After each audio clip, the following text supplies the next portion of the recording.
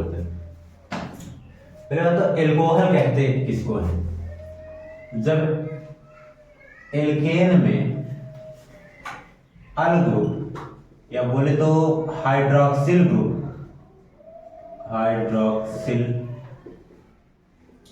Group या समूह,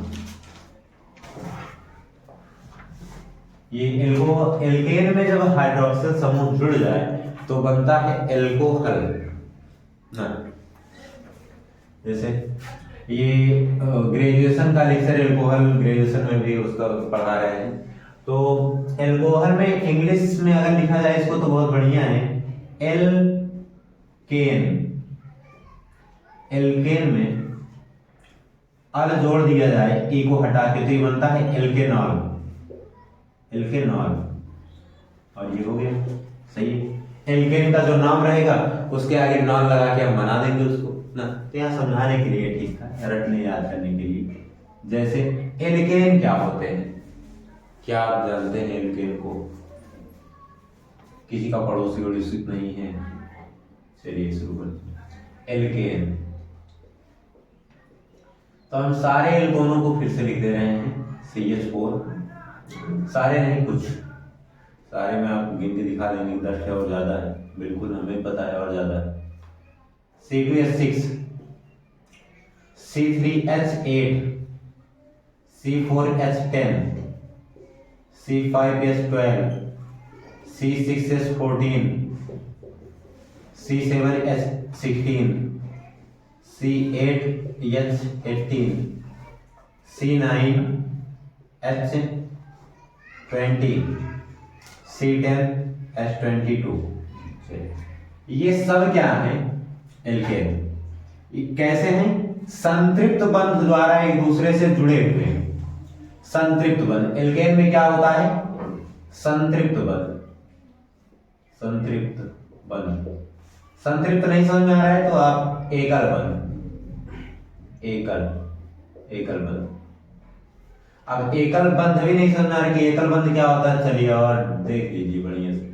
लीजिए ये जो डंडी है, ये जब एक डंडी हो तो इसको बोलते हैं एकल बंध। और इसी एकल बंध को या जब ये एक डंडी से ही कोई कार्बन जुड़ के बहुत सारा एक डंडी हर जगह हो तो उसको बोलते हैं संतृप्त बंध।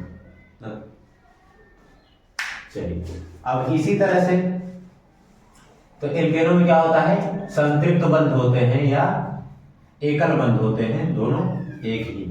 तो अब ये तो हो गए सबके सब एल्केन है, इसको भी एल्केन बोलेंगे, इसको भी।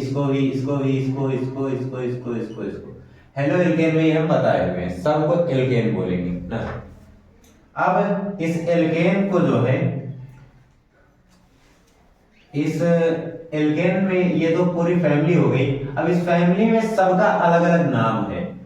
एक कार्बन तो होता है मेथ ना, और सिंगल बंध द्वारा जुड़ा हुआ है, हाइड्रोजन की संख्या घटी नहीं हुई है कहीं पे, तो ये बोला जाएगा मेथेन। फिर ये बोला जाएगा ethane, propane, butane, pentane, hexane, heptane, octane, nonane, decane. ये हो गया, ये सबका अलग अलग नाम। चलिए और आगे चलते हैं। ये तो एल ग्रुप हो गया। अब एल्कोहल कैसे बनेगा? चलिए इसको हम इरेज कर दे रहे हैं थोड़ा सा। एल्कोहल में चलिए एल्केन, इसमें से किसी के साथ भी अगर एल्केन आप जान गए हैं तो यदि आपको एल्किल याद है कि एल्किल कब होता है तो हम इसको बताना चाहेंगे। सर यहाँ हमने गलत लिख दिया, 20 की जगह 22 होना चाहिए। ठीक, देखिए तो एक हाइड्रोजन गायब हो जाए, इसमें से एक हाइड्रोजन कम हो जाए या एक हाइड्रोजन रिप्लेस हो जाए तो उसको हम इल लगा देते हैं वहां पे। अब मेथेनिल नहीं होगा, यहीं से हो जाएगा ये methyl, ethyl, propyl, butyl, pentyl, hexyl, heptyl, octyl, nonyl, decyl ना। एक हाइड्रोजन कम हो जाए और उस हाइड्रोजन की जगह क्या जुड़ जाए, अल्कोहल। ये अब इसको आप एल्केनॉल बोलिए, एल्कोहल बोलिए या एथिल एल्कोहल बोलिए, सब सही है। अब इसमें है कि हम इसमें कितना इसको डिस्क्राइब करना चाहते हैं। है तो एल्कोहल ही, एल्कोहल है। एल्केनॉल भी बोल सकते हैं ऊपर ऊपर की बात करें तो ना, लेकिन अब इसको और डीप में जाएं कि कार्बन चेन कितनी है, कौन सा किस टाइप का एल्कोहल है, क्यों, क्योंकि एल्केन भी बहुत सारे हैं। तो अब ये एक कार्बन है तो ये बना है मेथिल एल्कोहल, मेथिल एल्कोहल।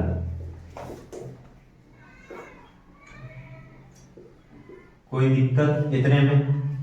अब इसी मेथिल एल्कोहल हो गया, जब एथिल के साथ जुड़ जाएगा तो C2H5OH। देखिए C2H5 एथेन का फार्मूला था, एक हाइड्रोजन निकल गया, OH जुड़ गया है, तो ये क्या कहलाएगा, एथिल एल्कोहल, एथिल एल्कोहल हुआ कि नहीं, एथिल एल्कोहल। फिर उसके बाद प्रोपिल एल्कोहल, H7OH, तो ये क्या हो जाएगा, propyl alcohol, propyl alcohol, alcohol. देखिए अब थोड़ा हम नॉमेनक्लेचर टाइप का चलते हैं। हाँ नॉमेनक्लेचर ही चल रहा है ना, तो इसको प्रोपिल को, अब प्रोपिल एल्कोहल का ही दो नाम हो सकता है, देखते हैं कैसे। कार्बन CH3 CH2 CH2OH जब इस तरह से जुड़ा हुआ है तो इसको बोलेंगे प्रोपिल एल्कोहल, जो कि यहाँ पे हमने डायरेक्टली फार्मूला लिख के दिखा दिया है, यहाँ पे हमने चेन दिखाया हुआ है। अब इसमें थोड़ा सा चेंज हो सकता है, ये ऐसा हो जाए कि CH3 CHOH और CH3 इस तरह से हो जाए तो इसको बोलेंगे आइसोप्रोपिल एल्कोहल। तो प्रोपिल एल्कोहल का ये दो टाइप है, दो नाम है इसका। इसको बोलते हैं प्रोपिल एल्कोहल या प्रोपेनॉल, इसको हम बोल सकते हैं प्रोपेनॉल। और ये है आइसोप्रोपिल एल्कोहल, आइसोप्रोपिल, इसको बोलते हैं आइसोप्रोपिल एल्कोहल। इतना उम्मीद है आपको समझ में होगा। चलिए ब्यूटेन देख लेते हैं, ब्यूटेन ले लेते हैं, ब्यूटेनॉल। ये हो जाएगा C4HOH H9OH। देखिए जब आपको कोई पोजीशन नहीं पता है, आपको कोई चेन नहीं मिल रहा है, कुछ नहीं मिल रहा है, तो इसको हम डायरेक्ट ब्यूटेनॉल या ब्यूटेनॉल लिख देंगे, butanol.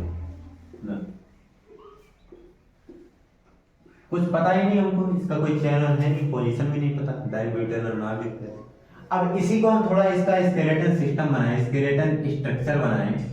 CH3 CH2 CH2 CH2OH, ये है ब्यूटेनॉल, यही वाला ब्यूटेनॉल है। इसको हमने फैला के थोड़ा लिख दिया है, ब्यूटेनॉल बन गया ये ना, ठीक, कोई दिक्कत नहीं।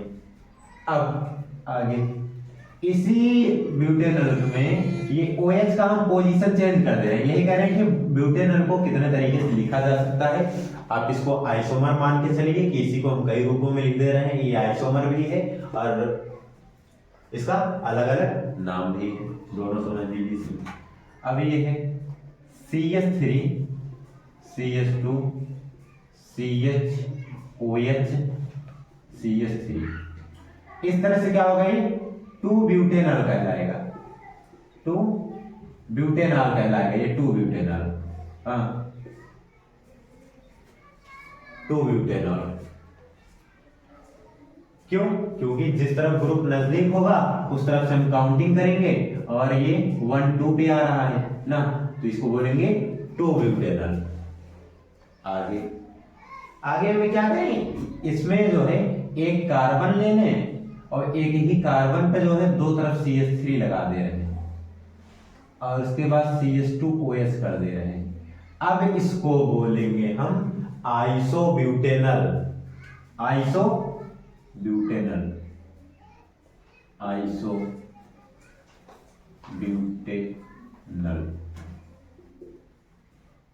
चलिए, कोई दिक्कत? ये आइसोमर भी है ना, इसको हम कितने नाम या कितने रूप में लिख सकते हैं? आइसोमर क्या होता है कि उसमें केमिकल फार्मूला नहीं बदलता है, उसका फिजिकल स्ट्रक्चर बदल जाता है। केमिकल फार्मूला देखेंगे, कार्बन की संख्या, हाइड्रोजन की संख्या, हाइड्रोक्सिल ग्रुप की संख्या सेम है, यहाँ भी, यहाँ भी, यहाँ भी। उसका रूप बदल गया है, स्ट्रक्चर बदल गया है। हाँ, स्ट्रक्चर बदल गया है। तो ये क्या है? एक दूसरे के आइसोमर है, और इसके ये 3 प्रकार के नाम है ब्यूटेनल। सेम इसी तरह देखिए, अभी हमको यहाँ पे जो पढ़ना है ब्यूटेनल तक के ही रिएक्शन है। इसी तरह से हम बनाना चाहे तो pentane, hexane, heptane, octane, nonane decane का भी बन सकता है, सबके साथ अल लगा के, और जहां 2-3 कार्बन जुड़ रहे होंगे उनको आइसो, नियो, इस तरह से हम उनको चेंज कर लेंगे ना। अभी एक और बचा हुआ है, आइसोब्यूटेनल तो हो गया, चलिए यहाँ पे लिख लेते हैं। एक और स्ट्रक्चर अभी तुरंत याद आ रहा है, CH3OH। ये इसको बोलते हैं tertiary butyl alcohol. Tertiary butyl alcohol. Hydrogen की संख्या और कार्बन की संख्या देखेंगे आप बराबर है, 9 हाइड्रोजन, 4 कार्बन, 1 हाइड्रोक्सिल ग्रुप। जब इस तरह से जुड़ा होता है जिसको बोलते हैं टर्सरी ब्यूटिल एल्कोहल। कोई दिक्कत? चलिए देखते हैं, एल्कोहल का नॉमेनक्लेचर आइसोमरेज में ये सब हो चुका है। हम हाइब्रिडाइजेशन की बात कर रहे हैं, इसमें हाइब्रिडाइजेशन को देखते हैं जो है एल्कोहल का। जैसे कि प्राइमरी एल्कोहल है, या एल्कोहल है, मेथिल एल्कोहल ले रहे हैं, सॉरी मेथिल एल्कोहल ले रहे हैं, ये CH3OH है, ये है मेथिल एल्कोहल। तो इसमें हमको हाइब्रिडाइजेशन बताना है कि हाइब्रिडाइजेशन क्या होगा। तो हमने बताया था हेलोकेन के लेक्चर में भी, हम सिंगल बॉन्ड जहाँ जहाँ पे हो वहाँ पे सिग्मा बॉन्ड लगाएंगे और एक को माइनस करके उसका हाइब्रिडाइजेशन लिख देंगे इस तरह से। तो जो एल्कोहल है, एल्कोहल का हाइब्रिडाइजेशन हम याद कर लिए sp3 आता है। अब वो चाहे आइसोप्रोपिल एल्कोहल हो, प्रोपिल एल्कोहल हो, टर्सरी ब्यूटिल एल्कोहल हो, चाहे जिस भी प्रकार का एल्कोहल हो, मेथिल एथिल जो भी एल्कोहल हो, उसमें हाइब्रिडाइजेशन जो आता है वो है sp3। अब है प्राइमरी एल्कोहल और प्राथमिक एल्कोहल। प्राइमरी एल्कोहल होता क्या है? प्राथमिक एल्कोहल,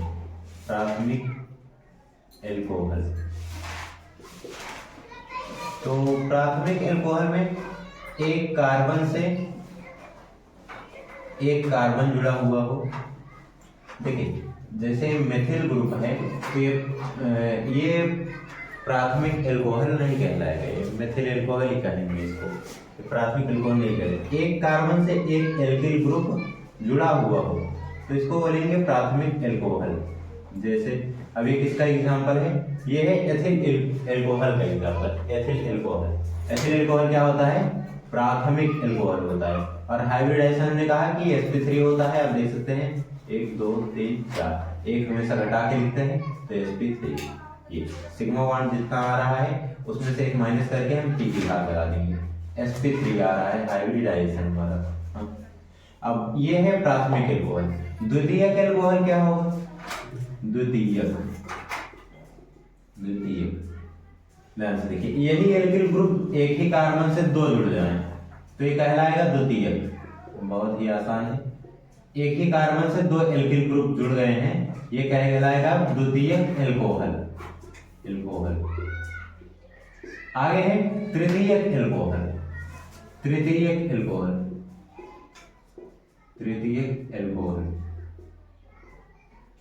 एल्कोहल में क्या है? यही एल्किल ग्रुप जो है ये 3 लग जाएं तो ये कहलाते हैं तृतीयक एल्कोहल। तो ये था प्राथमिक एल्कोहल, द्वितीयक एल्कोहल, तृतीयक एल्कोहल।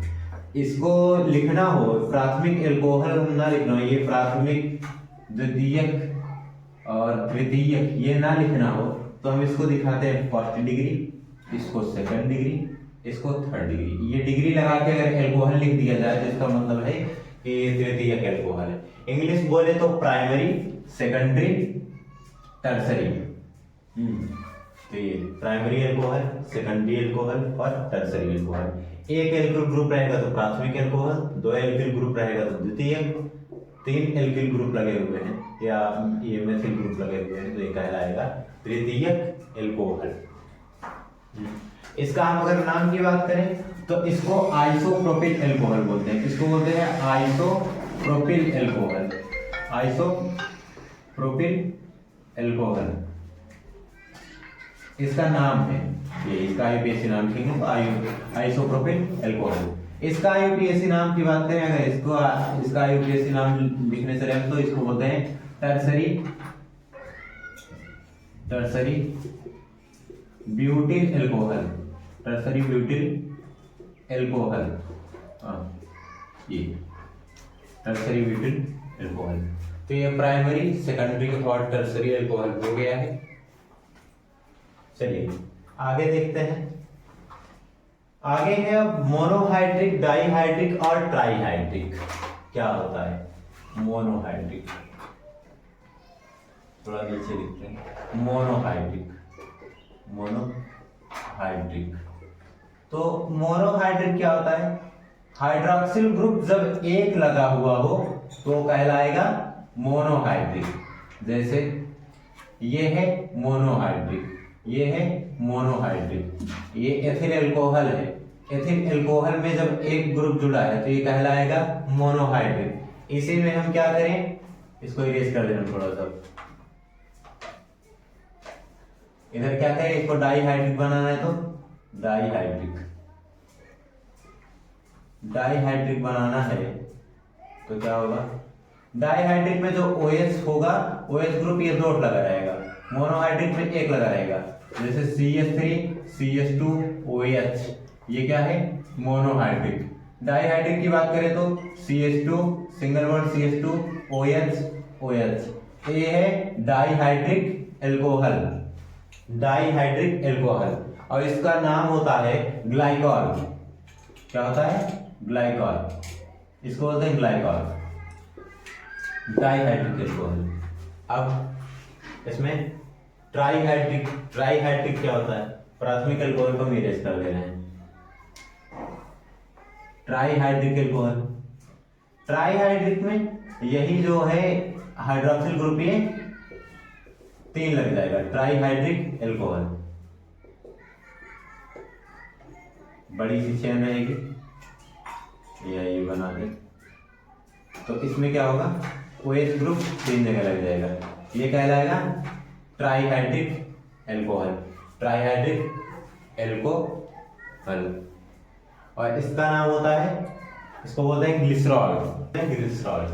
आगे है एक और आता है, यहाँ पे 3 ही दिया है, इंटर के सिलेबस के अकॉर्डिंग 3 ही दिया है, ट्राइहाइड्रिक दिया है। अगर इसके आगे बढ़ जाए, हाइड्रोक्सिल की ग्रुप की संख्या 3 से ज्यादा हो जाए तो इसको बोलते हैं पॉलीहाइड्रिक। क्या बोलेंगे? Polyhydric alcohol. पॉलीहाइड्रिक एल्कोहल अब जैसे ग्लूकोज हो गया, फ्रक्टोज हो गया, स्टार्च हो गया, इसमें क्या होता है? OH ग्रुप 3 से ज्यादा लगा होता है। ग्लूकोज में OH ग्रुप 6 लगा होता है, ये 6 कार्बन होते हैं, सब पे एक OH ग्रुप लगा रहता है ना। तो क्या ग्लूकोज भी एल्कोहल है? इस नेमिंग के अकॉर्डिंग पॉलीहाइड्रिक एल्कोहल ही बोला जाएगा। ग्लूकोज इसका नाम है बुलाने वाला, तो इसमें 3 से ज्यादा होते हैं तो इनको ये किसके अंदर आएंगे? पॉलीहाइड्रिक एल्कोहल के अंदर। कोई दिक्कत? मोनोहाइड्रिक एल्कोहल बनाने की विधियों में पहला रिएक्शन, 2 रिएक्शन है हमारे सामने। एल्किल हैलाइडों के जल अपघटन द्वारा। एल्किल हैलाइड क्या है? मास्टर फार्मूला होता है इसका RX। एल्किल में हमने एक ग्रुप ले रखा है और हैलाइड में हमने ब्रोमीन ले रखा है, इसका नाम है एथिल ब्रोमाइड। और सोडियम हाइड्रोक्साइड हमने ले रखा है। अब इसमें ब्रेकिंग की बात क्या है, इसको प्लस में और इसको माइनस में ब्रेकिंग कर रहे हैं, और ये माइनस में और ये प्लस में टूट जाएगा।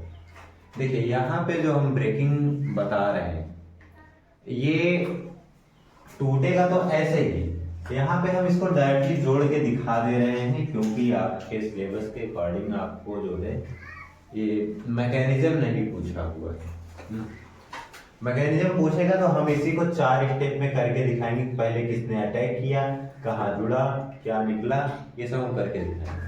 हम बस समझने के लिए इसको दिखा रहे हैं कि इसका प्लस इसका माइनस आप जोड़ दिए, हो गया, आपको समझने में आसानी हो बस इसलिए।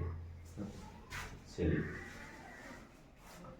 इसको हम बनाएंगे तो ये बनेगा ROH और NaX, ऊपर वाला तो हो गया फॉर्म हो गया।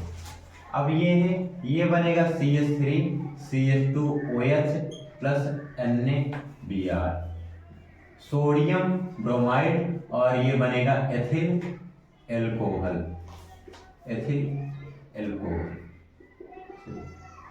ये हो गया इतना काम।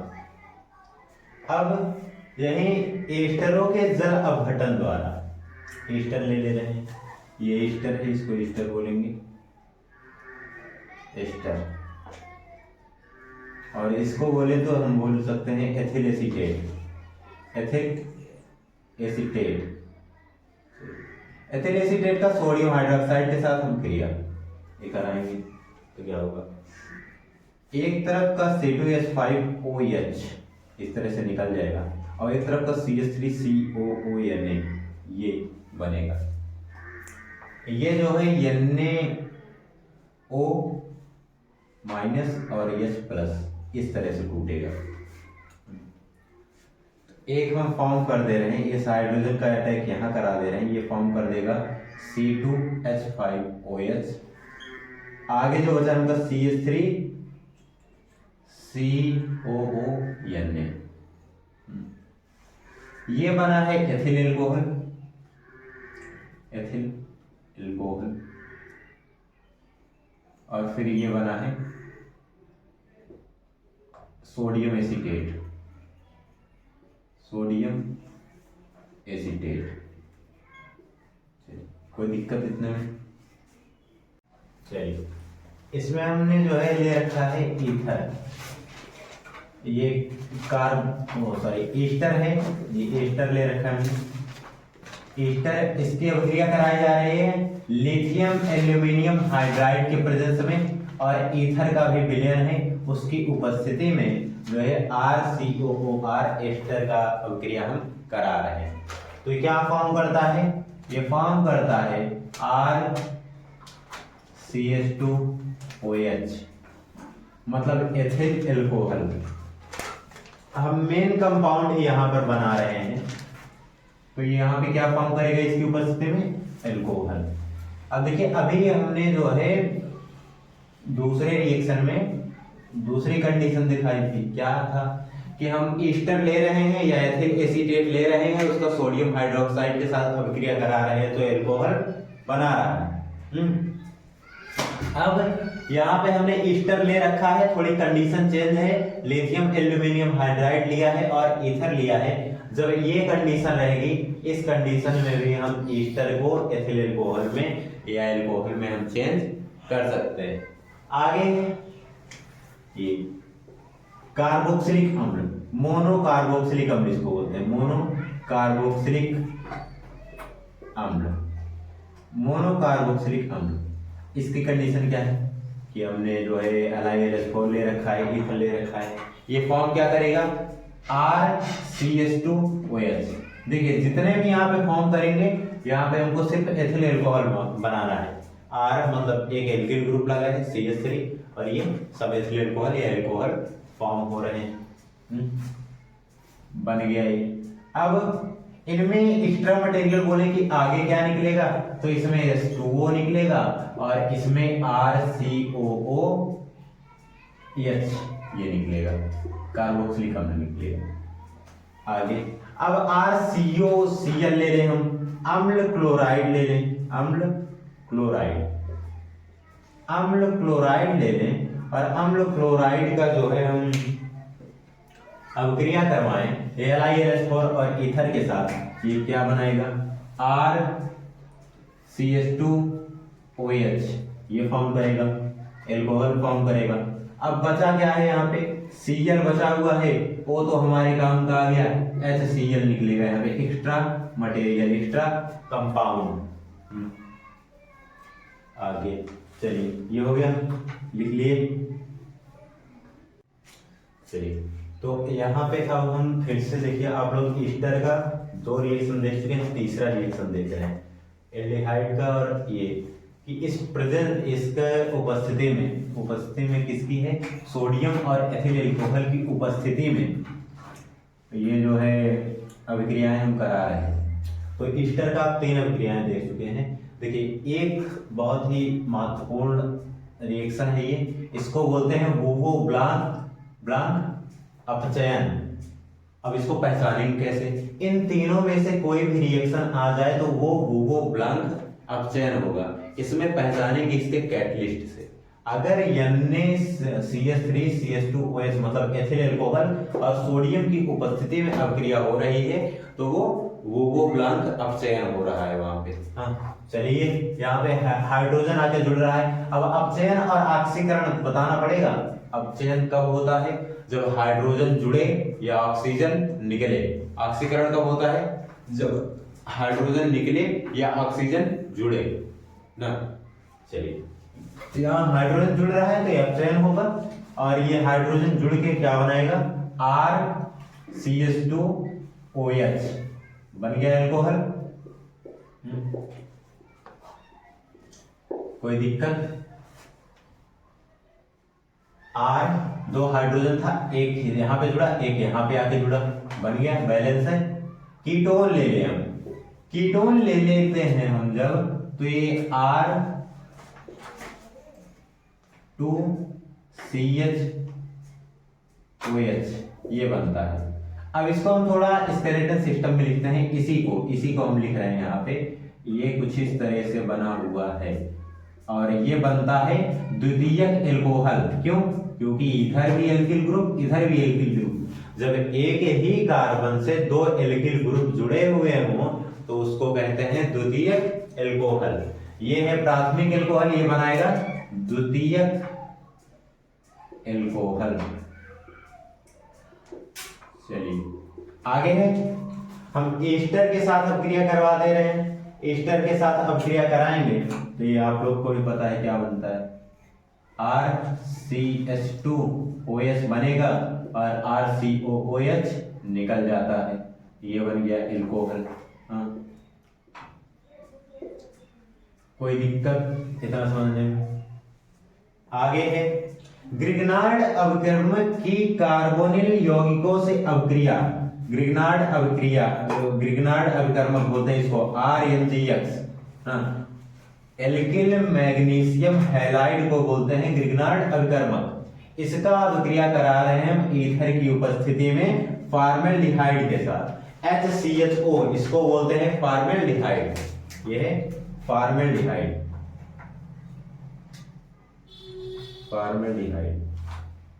कोई दिक्कत इतने में।